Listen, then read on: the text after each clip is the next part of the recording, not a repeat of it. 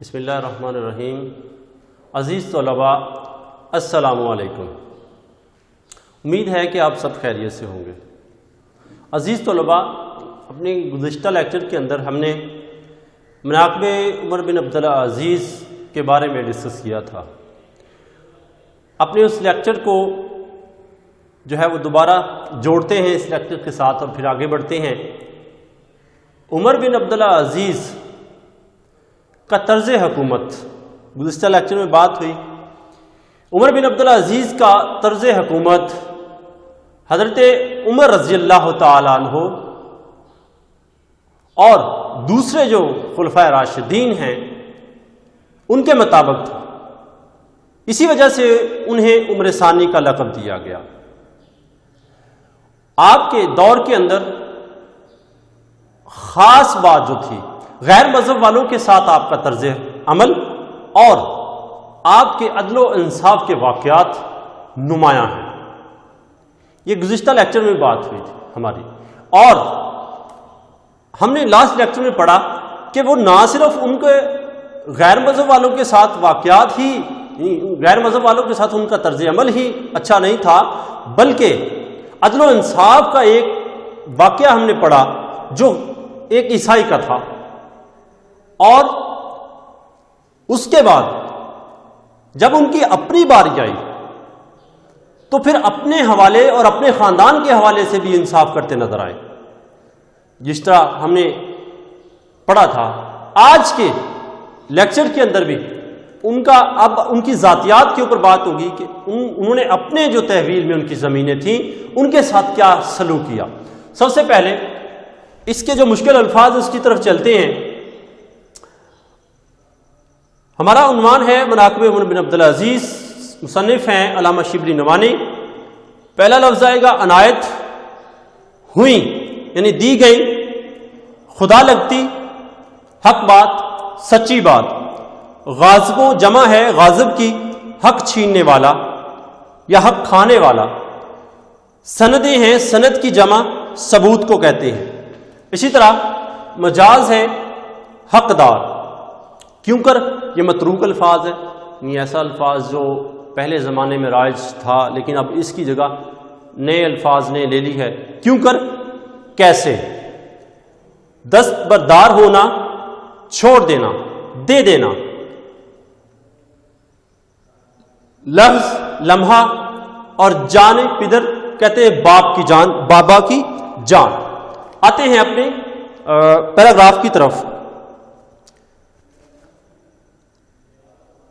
پچھلے لیکچر میں ہم نے پڑھا کہ انہوں نے اپنی پھپھی کو سفیر بنا کے بھیجا تھا خاندان والوں نے کہ جی ہم اگر عمر بن عبدالعزیز نے ہماری جائیداد جو ہے زمینوں کو ضبط کیا یا ان کے اصل حقداروں تک پہنچایا تو ہم بغاوت کھڑی کر دیں گے۔ لیکن عمر بن عبدالعزیز نے ایک طریق ساز جملہ کہا، وہ کیا تھا کہ میں قیامت کے سوا کسی دن سے نہیں ڈرتا۔ تو یہی مومن کی پہچان ہوتی ہے کہ وہ جب حق کی بات آتی ہے تو وہ کسی سے نہیں ڈرتا، کیونکہ ان کی اندر صفات مومنوں جیسی تھی کہ ہو حلقہ یاراں تو شب ریشم کی طرح نرم، ہو حلقہ یاراں تو شب ریشم کی طرح نرم، رزم حق کے باطل ہو تو فولاد ہے مومن۔ تو حق کی بات آ جاتی ہے تو وہ ڈٹ جاتے ہیں، کھڑے ہو جاتے ہیں۔ آگے چلتے ہیں۔ عمر بن عبدالعزیز کے قبضے میں بھی کچھ ایسی ہی جاگیریں تھیں، کیسی؟ جیسے ان کے خاندان والوں کے قبضے میں تھی۔ یعنی کسی جب سابقہ زمانے میں بنو امیہ کا جو ساتواں خلیفہ تھا، چھٹا تھا، چوتھا، پانچواں، انہوں نے اپنے خاندان والوں کو جاگیریں عنایت کی ہوئی تھیں، تو ایسے ہی کچھ جاگیریں عمر بن عبدالعزیز کے پاس بھی موجود تھیں جو ان کے خاندان کو بنو امیہ کی طرف سے عنایت ہوئی تھیں، یعنی دی گئی تھیں۔ عمر بن عبدالعزیز نے جب ان جاگیروں کا فیصلہ کرنا چاہا تو بڑے بڑے مذہبی علماء یعنی مکحول، میمون بن مہران اور ابو قلبہ جیسے بڑے بڑے علماء کو بلوایا گیا۔ یہ تینوں جو تھے یہ اس بنو امیہ دور کے بڑے عالم تھے اور لوگ بڑی قدر کی نگاہ سے ان کو دیکھتے تھے، ان کی بڑی اہمیت تھی اپنے معاشرے کے اندر، اور جو بھی اسلامی حوالے سے کوئی رائے لینی ہوتی، یہ جو بڑے خلیفہ ہیں، ایون جو چھوٹے سفیر حضرات ہیں، وہ بھی ان سے رائے لے کر آگے چلتے تھے، اور جو ہے اس وقت اس زمانے کے لوگ بڑی قدر کی نگاہ سے انہیں دیکھتے تھے۔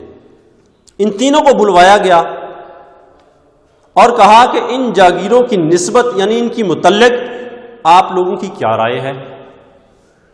اب جو ان کے قبضے میں زمینیں تھیں ان کی بات ہو رہی ہے۔ عمر بن عبدالعزیز مکحول نے جواب دب کر جواب دیا، ڈر کر، ایک امیر کے سامنے، بادشاہ کے سامنے کھڑا ہے، تو ذرا ڈر کر اس نے جواب دیا۔ عمر بن عبدالعزیز نے میمون کی طرف رخ کیا کہ تم خدا لگتی کہو، یعنی تم سچی بات، خدا لگتی حق بات، سچی بات کہو کہ تمہارے بارے میں تم کیا کہتے ہو ان زمینوں کے بارے میں۔ انہوں نے کہا اپنے صاحبزادے یعنی عبد الملک کو بلا لیجئے۔ اب یہ سوال بھی آ جاتا ہے بورڈ میں کہ عمر بن عبدالعزیز کے بیٹے کا نام کیا تھا، چونکہ عبد الملک جو ہے وہ 7واں خلیفہ بھی تھا، امیر بھی تھا بنو امیہ خاندان کا، اس لیے کنفیوژن کا شکار ہو جاتا ہے بچہ۔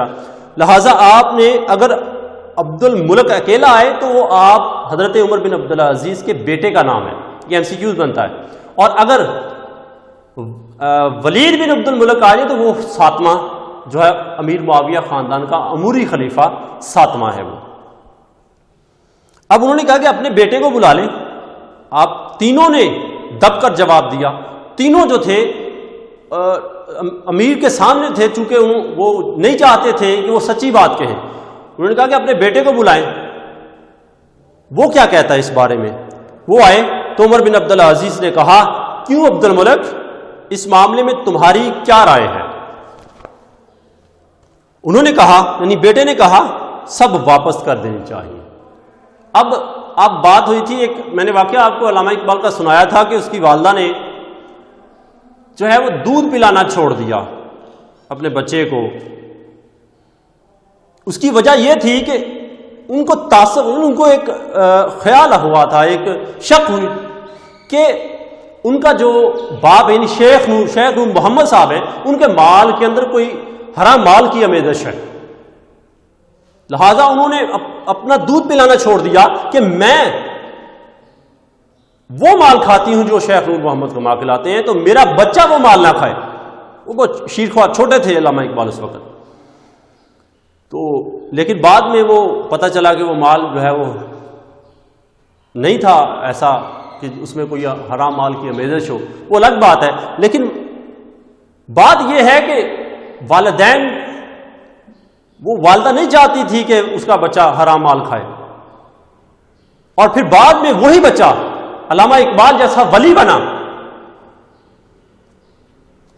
اور جب یہ چیز ثابت کرتی ہے، تربیت ہے یہ بات ثابت کرتی ہے کہ ولی اللہ وہی بنتے ہیں جن کے جسم کے اندر حلال مال کا جو ہے ایک لقمہ بھی نہیں جاتا۔ تو یہ تربیت تھی حضرت عمر بن عبدالعزیز کی، جو انہوں نے اپنے بیٹے کی تھی، اور وہ کس طرح گوارا کر سکتے تھے کہ کسی اور کا مال کھا کر وہ جو ہے وہ عیش کی زندگی گزارے۔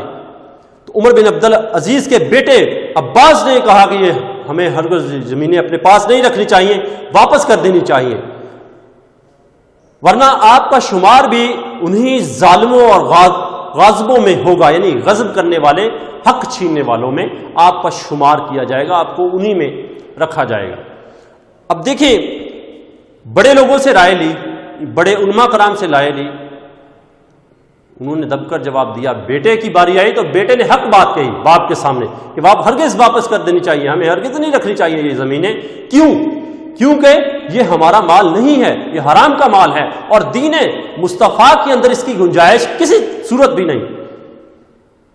اور پھر دوسری بات، اصل بات جو ہے، ان کو اعتقاد کس چیز پر تھا، اس کا اعتماد کیا تھا، اور یقین تھا، کیونکہ یقین ایسی چیز ہے جو یقین بھی ایمان کا حصہ ہے، یقین محکم، عمل فہم، محبت فاتح عالم، یہ علامہ اقبال صاحب نے کہا۔ اب ان کا اعتقاد کس چیز پر تھا کہ واللہ خیر الرازقین، اللہ بہتر رزق دینے والا ہے، وہ بہتر رزق رزق پہنچانے والا، وہ تو کیڑے کو پتھر کے اندر رزق دیتا ہے. لہذا وہ نہیں چاہتے تھے کہ حرام مال کا کوئی لقمہ ان کے جسم کے اندر جائے. عمر بن عبدالعزیز نے اپنے غلام سے، جن کا نام مزاحم تھا، انڈرلائن کرنا ہے آپ نے کیونکہ یہ سوال اکثر جو ہے وہ بورڈ میں آیا ہے، ان کے غلام کا نام مزاحم تھا، ان کو اور جن کو وہ بہت مانتے تھے. اور مزاحم یاد رکھیں، مزاحم جو تھے وہ بھی بڑے علماء کرام میں شمار تھا. ان کا غلام جو تھا عمر بن عبدالعزیز کا مزاحم، اس کو بھی یہ بھی بڑے علماء میں شمار کیا جاتا تھا. کہا کہ لوگوں نے جو زمینیں ہم کو دی ہیں، نہ وہ اس کے دینے کے مجاز یعنی حقدار تھے، اور نہ ہم ان کو لینے کے حقدار. تمہاری کیا رائے ہے؟ یعنی اس سے رائے طلب کی. مزاحم نے کہا امیر المومنین، اے مومنوں کے امیر، آپ کو یہ بات معلوم نہیں کہ آپ کے بال بچے، آپ کے بیوی بچے ہیں، یعنی ان کا گزارا کیوں کر ہوگا؟ کس طرح آپ گزاریں گے زندگی؟ آپ کا خاندان، آپ کے بال بچے کس طرح زندگی گزاریں گے؟ کیا آپ کو اس بارے میں آپ کا کوئی خیال نہیں؟ عمر بن عبدالعزیز کی آنکھوں میں آنسو نکل آئے اور کہا ان کا خدا، ان کا مالک خدا ہے. کیا ہے؟ ان کا مالک خدا ہے. تو یہ بات، یہ اعتماد تھا، اللہ پر یقین تھا کہ واللہ خیر الرازقین، اللہ بہتر رزق دینے والا ہے. تو انہوں نے کہا کہ اس کا خدا مالک ہے. یہ کہہ کر گھر میں واپس چلے گئے. مزاحم وہاں سے اٹھ کر عبد الملک یعنی آپ کے بیٹے کے پاس آیا، جو فرزند تھے عمر بن عبدالعزیز کے. ان کا خیال تھا کہ بیٹے کے پاس جاؤں گا، وہ باپ کے پاس جا کے یہ کہیں گے کہ ہمیں واپس نہیں کرنی چاہیے. بیٹا ابھی نوجوان تھا، انہیں لگا یہ کہ وہ بیٹے کے پاس جائیں گے تو عمر بن عبدالعزیز بیٹے کی بات مان لیں گے. لیکن ایسا ہرگز ہونے والا نہیں تھا. بیٹے سے وہ پہلے رائے لے چکے تھے. اچھا جی، اور کہا کہ بڑا غضب ہوا چاہتا ہے، یعنی بڑا ظلم ہوا چاہتا ہے کہ عمر بن عبدالعزیز تمام خاندانی جاگیروں سے دستبردار ہونا چاہتے ہیں، یعنی اس کو چھوڑنا چاہتے ہیں، دینا چاہتے ہیں. لیکن میں نے ان سے کہا کہ اپنی اولاد کا لحاظ کیجیے. نہیں، اپنے آپ کی اولاد بھی ہے، آپ ان کو دیکھیے. عبد الملک یعنی عمر بن عبدالعزیز کے بیٹے نے کہا استغفر اللہ، تم نے بہت بری رائے دی. یعنی باپ کو اس نے کہا کہ میرے باپ کو بہت بری رائے تم دے کے آئے. یہ کہہ کر عبد الملک عمر بن عبدالعزیز کے پاس گئے. وہ اس وقت خواب راحت میں تھے، یعنی سو رہے تھے. پہرے والے نے کہا کہ تم لوگ امیر المومنین پر رحم نہیں کرتے. یعنی اب ان کے آرام کا ٹائم ہے تو انہیں 2 گھنٹے آرام بھی نہیں کرنے دے رہے. سارا دن وہ جو ہے وہ کام میں مصروف رہتے ہیں، 2-4 گھنٹے ان کو آرام چاہیے. آپ اس میں بھی جو ہے وہ آ کر ان کو تنگ کرتے ہیں.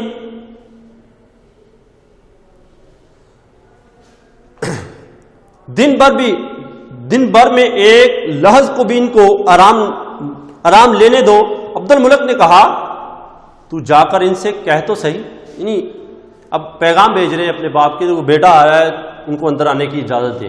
تو یہ باتیں باپ سن رہا ہے، باپ کی کان میں یہ باتیں چلی گئیں.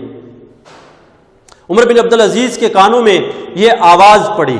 نہیں، وہ مکالمہ جو پہرے دار کے اور اس کے بیٹے کے درمیان ہو رہا تھا، وہ آواز اندر سن رہے تھے عبدالعزیز جو تھے، عمر بن عبدالعزیز.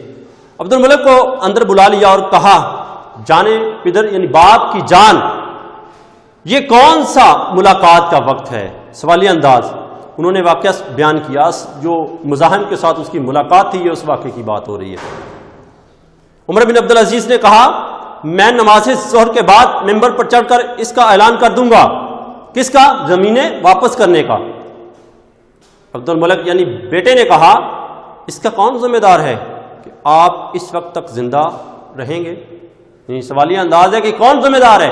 آپ پتہ نہیں، اگلی سانس کا تو انسان کو پتہ نہیں، کیونکہ کل نفس ذائقۃ الموت، ہر نفس نے موت کا ذائقہ چکھنا ہے. ٹھیک ہے، موت سے کس کا رستگاری ہے؟ آج وہ تو کل ہماری باری ہے. لیکن عزیز طلباء یاد رہے کہ موت اس کی جس کا زمانہ کرے افسوس، موت اس کی جس کا زمانہ کرے افسوس. یوں تو آئے ہیں دنیا میں سبھی مرنے کے لیے. تو پھر یہی کہتے ہیں کہ اگلی سانس کا ہمیں پتہ نہیں. آپ کیسے کہہ سکتے ہیں کہ نماز ظہر کے بعد آپ اعلان کریں گے؟ یہ لہذا غرض اسی وقت عمر بن عبدالعزیز باہر آئے. شہر میں منادی کرا دی گئی، یعنی اعلان کرایا گیا کہ لوگ مسجد میں جمع ہوں. عمر بن عبدالعزیز نے ممبر پر چڑھ کر کہا، صاحبو، مخاطب ہوئے ان سے اور کہا، میں ان تمام زمینوں کو جو لوگوں نے ہمارے خاندان کو دی تھیں واپس کرتا ہوں. کیوں واپس کرتا ہوں؟ کیونکہ دینے والے کو نہ دینے کا حق تھا، نہ ہم کو اس کو لینے کا حق تھا. یہ کہہ کر جاگیروں کی جو سندیں تھیں، یعنی سند جو ثبوت تھے، صندوق سے نکالی اور کینچی سے کتر کتر کر ان کو پھینکنا شروع کر دیا. عزیز طلباء، یہ ایک ایسا واقعہ جو ان کی ذاتیات پر آتا ہے. انہوں نے نہ صرف اپنے خاندان کی جاگیریں واپس کی، بلکہ ان کے اپنے تحویل میں جو زمینیں تھیں، جو جائیدادیں تھیں، ان کو بھی واپس کرنے کا اعلان کیا. تو یہ ہے دین مصطفیٰ کا اصل پیغام. انصاف یہ ہے، اور انصاف ہمیشہ خود سے شروع ہوتا ہے. عزیز طلباء، اگلے لیکچر تک کے لیے اجازت دیجیے. السلام علیکم.